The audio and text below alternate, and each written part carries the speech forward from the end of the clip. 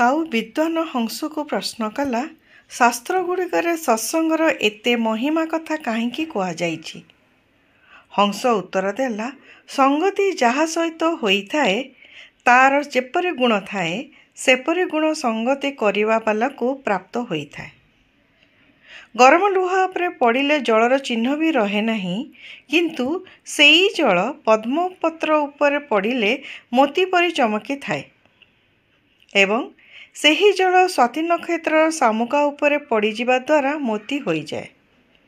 ठीक एहीपरि संसर्ग जेपरी हुए पानी सेपरी उत्तम मध्यम अथवा अधम गुण प्राप्त करिथाए।